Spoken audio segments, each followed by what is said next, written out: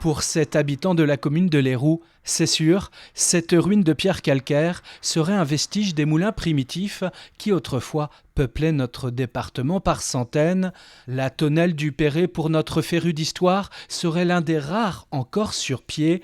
La curiosité d'Yves Lequellec, par ailleurs président de France Nature Environnement Vendée, l'a poussé à s'intéresser à ce monument, un monument peut-être très ancien. En fait, il faut comprendre que ce sont les premiers moulins à vent qui ont existé dans la région à partir, en gros, du XIIIe siècle.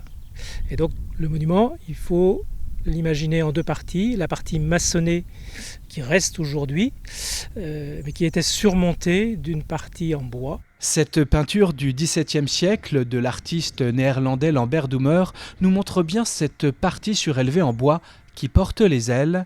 L'illustration représente un moulin à vent situé à Vieille-Vigne, en Loire-Atlantique.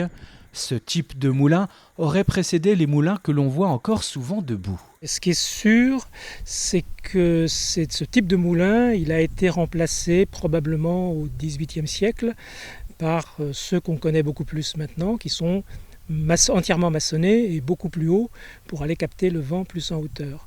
Et du coup, il y a eu un oubli de ce qu'étaient ces tonnelles. Yves Lequellec nous emmène à quelques pas de là, face au communal de Léroux. Le panorama est remarquable.